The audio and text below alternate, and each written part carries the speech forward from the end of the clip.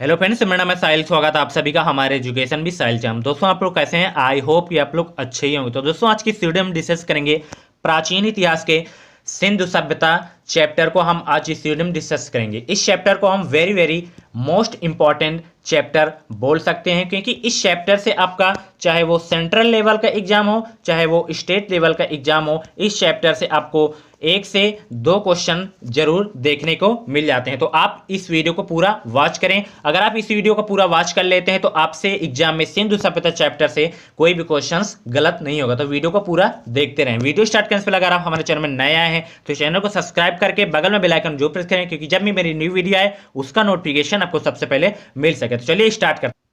तो सबसे पहला हम पॉइंट यहाँ पे देखते हैं। फ्रेंड्स, इस वीडियो में मैं जितने भी इंपॉर्टेंट बताऊंगा आप उसको कॉपी में नोट कर सकते हैं, या आप अपनी फ़ोन की स्क्रीनशॉट भी ले सकते हैं। फ़ोन में आप स्क्रीनशॉट भी इसकी ले सकते हैं। तो चलिए सबसे पहला पॉइंट देखते हैं।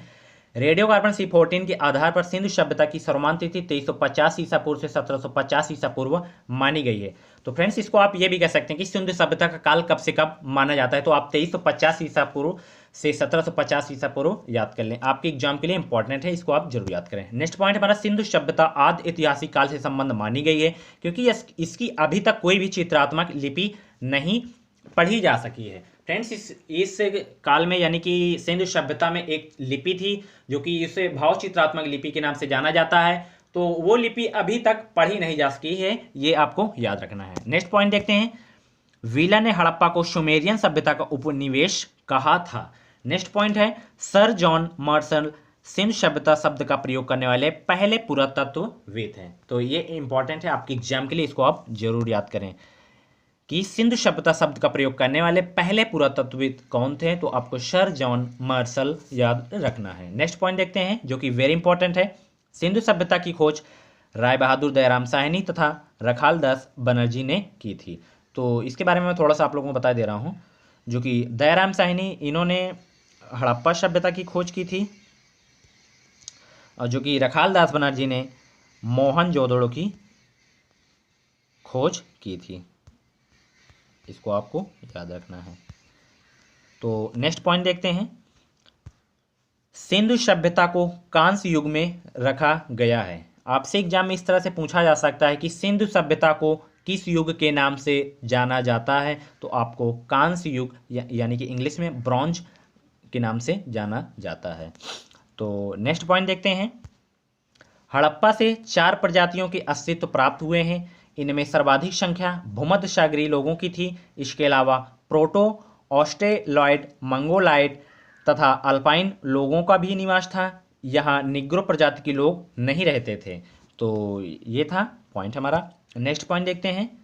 सिंधु सभ्यता के सर्वाधिक पश्चिमी स्थल सूतका गैंडोर था। ये फ्रेंड्स 4 स्थल हैं, इनको आपको दिशा के स्तर पे याद रखना है कि कौन सा स्थल किस दिशा में था और कहाँ स्थित था, ये आपको याद रखना है। जो कि सबसे पश्चिमी मैं आपको बता दूं सूतका गैंडोर था, ये तो पाकिस्तान में स्थित है।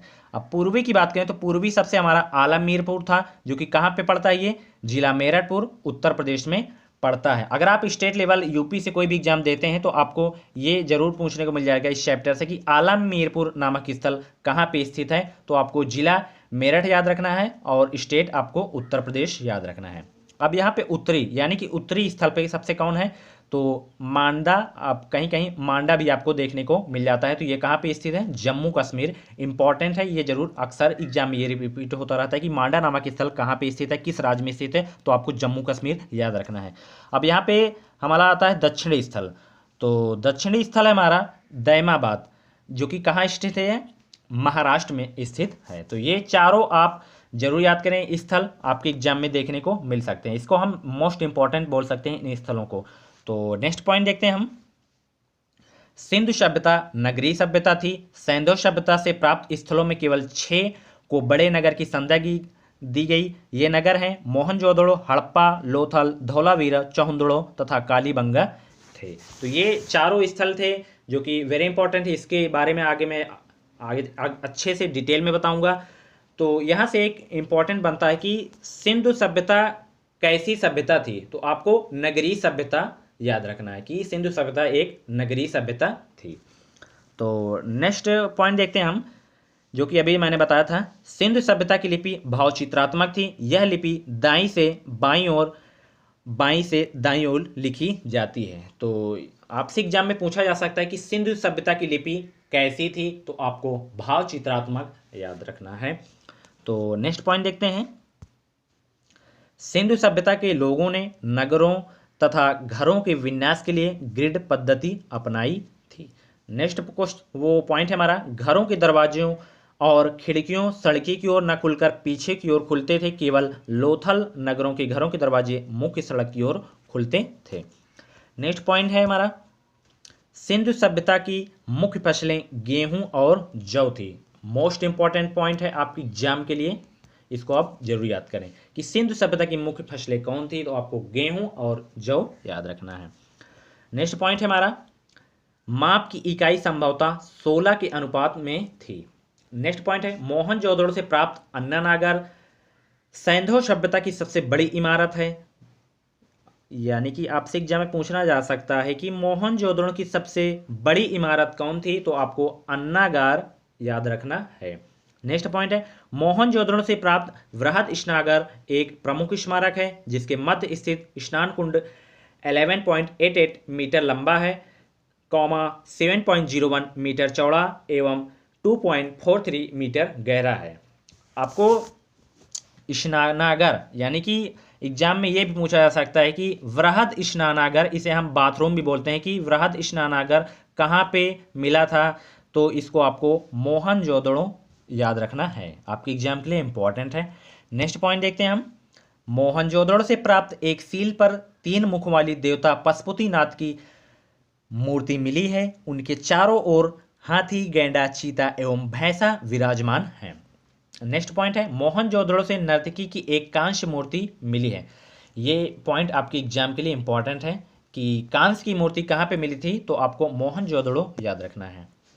नेक्स्ट है हमारा पॉइंट, हड़प्पा सभ्यता का विस्तार त्रिभुजाकार था। उसका क्षेत्रफल 12,99,600 वर्ग किलोमीटर था। ये आपके एग्जाम के लिए इंपॉर्टेंट है कि हड़प्पा सभ्यता का विस्तार कैसे था, आकार कैसा था, तो आपको त्रिभुजाकार याद रखना है, जो कि इसका क्षेत्रफल 12,99,600 वर्ग किलोमीटर था। आपसे ये क्षेत्रफल तो नहीं पूछा जाता, बट ये आपको पूछा जा सकता है कि हड़प्पा सभ्यता का आकार कैसा था, तो आपको त्रिभुजाकार याद रखना है। नेक्स्ट है, हड़प्पा सभ्यता का नगर नियोजन आयताकार आकृति में किया गया था। यह भी इंपॉर्टेंट है आपके एग्जाम के लिए। तो नेक्स्ट पॉइंट है, हड़प्पा की मोहरों पर सबसे अधिक एक श्रृंगी पशु का अंकन मिलता है। नेक्स्ट पॉइंट है, लोथल एवं कालीबंगा से अग्निकुंड का साक्ष्य प्राप्त हुआ है। ये आपको याद रखना है कि आपसे एग्जाम में इस तरह से पूछा जा सकता है कि अग्निकुंड का साक्ष्य कहाँ पे, यानी कि किस स्थल पर हुआ था, किस स्थल पर प्राप्त हुआ था, आपको लोथल एवं कालीबंगा याद रखना है। कालीबंगा का अर्थ होता है फ्रेंड्स काली चूड़ियाँ। आपको याद रखना है कि कालीबंगा का अर्थ होता है काली चूड़ियाँ, अर्थ होता है कालीबंगा का। आपसे एग्जाम में पूछा जा सकता है कि कालीबंगा का अर्थ क्या होता है, तो आपको काली चूड़ियाँ याद रखना है। नेक्स्ट पॉइंट है जो कि वेरी इंपॉर्टेंट है, जूते हुए खेत और नक्शीदार ईंटों के प्रयोग का साक्ष्य कालीबंगा से प्राप्त हुआ था। इंपॉर्टेंट है, यहाँ पे आप देख सकते हैं मैंने इसको हाईलाइट किया है। तो आपसे एग्जाम में पूछे जा सकते हैं कि जुते हुए खेतों का साक्ष्य कहाँ प्राप्त हुआ था और नक्शेदार ईंटों का साक्ष्य कहाँ प्राप्त हुआ, तो आपको कालीबंगा याद रखना है, जो कि कालीबंगा नामक एक स्थान है, इसको आपको याद रखना है। नेक्स्ट पॉइंट है, लोथल एवं चंदोड़ों से मनके बनाने के कारखाने मिले थे। इसको अभी आप जरूर याद करें। नेक्स्ट पॉइंट है, सैंधववासी मिठास के लिए शहद का प्रयोग करते थे। नेक्स्ट पॉइंट, रंगपुर एवं लोथल से चावल के दाने मिले हैं जिनसे धान की खेती होने का प्रमाण मिलता है। नेक्स्ट है, सुत का कोतड़ा, इसका सुत का गेंडा भी बोला जाता है, तो इसमें हर किताबों में अलग अलग दिया रहता है, थोड़ा सा रहता है। तो कालीबंगा एवं लोथल से सैंधवकालीन घोड़े के 80 पंजर के साक्ष्य मिले हैं। नेक्स्ट पॉइंट है, सैंधव सभ्यता के लोग यातायात के लिए 2 पहिया एवं 4 पहियों वाली बैलगाड़ी या भैंसा गाड़ी का उपयोग करते थे। ये भी आप याद कर लें, ये वाला पॉइंट। नेक्स्ट पॉइंट है हमारा, मेसोपोटामिया के अभिलेखों में वर्णित मेलूहा शब्द का अभिप्राय सिंधु सभ्यता से ही माना जाता है। नेक्स्ट पॉइंट है, हड़प्पा काल में लाल, उत्तर वैदिक काल में चित्रित धूसर भांड तथा मौर्य युग में उत्तरी काल पॉलिश वाले मृदु भांड मिलते हैं। नेक्स्ट पॉइंट है, हड़प्पा संस्कृति का शासन संभवतः वर्ग के हाथों में था। नेक्स्ट पॉइंट है, पिग्गट ने हड़प्पा एवं मोहनजोदड़ो को विस्तार साम्राज्य की जुड़वा राजधानी कहा था। नेक्स्ट पॉइंट है, सिंधु सभ्यता के लोग धरती को उर्वरता की देवी मानकर पूजा किया करते थे। आपसे एग्जाम में पूछा जा सकता है कि सिंधु सभ्यता के लोग उर्वरता की देवी किसे मानते, तो आपको धरती याद रखना है। नेक्स्ट पॉइंट है, वृक्ष पूजा एवं शिव पूजा के प्रचलन के साक्ष्य भी सिंधु सभ्यता से ही मिलते हैं। इंपॉर्टेंट है आपके एग्जाम के लिए ये वाला पॉइंट। नेक्स्ट पॉइंट है, स्वास्तिक चिन्ह संभवतः हड़प्पा सभ्यता की देन है। सिंधु सभ्यता के नगरों में किसी भी मंदिर के अवशेष नहीं मिले हैं। नेक्स्ट है, सिंधु सभ्यता में मातृ देवी की उपासना सर्वाधिक प्रचलित थी। इंपॉर्टेंट है आपके एग्जाम के लिए। नेक्स्ट पॉइंट है, पशुओं में कुबड़ वाला सांड इस सभ्यता के लोगों के लिए विशेष पूजनीय है। आपसे एग्जाम में पूछा जा सकता है कि जो कि सिंधु सभ्यता के लोग किस पशु की पूजा करते थे, तो आपको कुबड़ वाला सांड याद रखना है। नेक्स्ट पॉइंट है, स्त्री मृण्ड मूर्तियां, मिट्टी की मूर्तियां जो कि बोला जाता है, अधिक मिलने से ऐसा प्रतीत होता है कि सैंधव सभ्यता समाज मात्र सत्तात्मक थी। नेक्स्ट पॉइंट है, सैंधववासी सूती एवं ऊनी वस्त्रों का प्रयोग करते थे। एग्जाम के लिए आपके लिए इंपॉर्टेंट ये वाला पॉइंट कि सैंधववासी जो लोग थे वो लोग किस वस्त्र का उपयोग करते थे, तो आपको सूती एवं ऊनी याद रखना है। नेक्स्ट पॉइंट है, कालीबंगन एकमात्र हड़प्पा कालीन स्थल है जिसका निचला शहर समान लोगों के रहने हेतु भी किले से घिरा हुआ था। नेक्स्ट पॉइंट है, धोलावीरा 3 खंडों में विभाजित है, यहाँ से स्टेडियम और जलाशय के अवशेष मिले हैं। ये वाला पॉइंट आपके लिए एग्जाम के लिए इंपॉर्टेंट है। नेक्स्ट है, पर्दा प्रथा एवं वेश्यावृत्ति सैंधव सभ्यता में प्रचलित थी। नेक्स्ट है, शवों को जलाने एवं गाड़ने आदि दोनों प्रथाएं प्रचलित थी। हड़प्पा में शवों को दफनाने जबकि मोहनजोदड़ो में जलाने की प्रथा विद्यमान थी। लोथल एवं कालीबंगा से युग में समाधियां मिली हैं। नेक्स्ट है, आग में पकी हुई मिट्टी को टेराकोटा कहा जाता है। नेक्स्ट पॉइंट है हमारा, हड़प्पा संस्कृति के सर्वाधिक स्थल गुजरात में मिले हैं। आपके एग्जाम में इस तरह से क्वेश्चन पूछा जा सकता है कि हड़प्पा संस्कृति के सर्वाधिक स्थल कहाँ पे मिले हैं, तो आपको गुजरात याद रखना है। नेक्स्ट पॉइंट हमारा, लोथल सिंधु सभ्यता का बंदरगाह है। ये भी आपकी एग्जाम के लिए इंपॉर्टेंट है। नेक्स्ट पॉइंट देखते हैं हम। नेक्स्ट पॉइंट हमारा है, मोहनजोदड़ो का अर्थ होता है। मोस्ट इंपॉर्टेंट ये पॉइंट है आपकी एग्जाम के लिए कि मोहनजोदड़ो का अर्थ क्या होता है, तो मुर्दों का टीला, आप इसे मृतकों का टीला भी कह सकते हैं। काफ़ी सारे बुक्स में मृतकों का टीला भी लिखा रहता है। तो नेक्स्ट पॉइंट देखते हैं, सिंधु सभ्यता की लिपि में 64 मूल्य चिन्ह तथा 250 व 400 तक अक्षर हैं। नेक्स्ट पॉइंट, सिंधु सभ्यता की लेखन शैली को वैज्ञानिक भाषा में वाउसे ट्रिफेसेंडम या गौमूत्रिका लिपि कहते हैं। नेक्स्ट पॉइंट हमारा, लिपि में सर्वाधिक प्रचलित पशु चिन्ह मछली का है। नेक्स्ट पॉइंट है, सिंधु सभ्यता के विनाश का संभवतः सबसे प्रभावी कारण बाढ़ था। नेक्स्ट पॉइंट हमारा, हड़प्पा तथा मोहनजोदड़ो की खुदाइयों से पता चलता है कि कई बार इन नगरों का पुनर्निर्माण किया गया था। नेक्स्ट पॉइंट है, R.L. Stein, N.A. घोष आदि विद्वानों का मत है कि सैंधव सभ्यता का विनाश जलवायु परिवर्तन के कारण हुआ था। यानी कि जो सैंधव सभ्यता का विनाश किसके कारण हुआ था, जो कि बाढ़ आई हुई थी, तो जलवायु परिवर्तन के कारण इसका विनाश हुआ था। तो नेक्स्ट पॉइंट यहाँ पे आप देख सकते हैं, कुछ इंपॉर्टेंट है आपके लिए। यहाँ से मैं पूरा आपके लिए इंपॉर्टेंट नहीं है, जो भी इंपॉर्टेंट है मैं आपको बता दे रहा हूँ कि सैंधव सभ्यता के जो प्रमुख स्थल से उनको आपको कौन कौन से याद रखने हैं। तो सबसे पहला आपको हड़प्पा याद रखना है, जो कि यहाँ पे आप देख सकते हैं हड़प्पा। हड़प्पे की खोज किसने की थी, दयाराम साहनी ने। कब की थी, 1921 ईस्वी में। जो कि हड़प्पा नामक स्थल किस नदी के तट पर स्थित है, तो रावी नदी के तट पर स्थित है।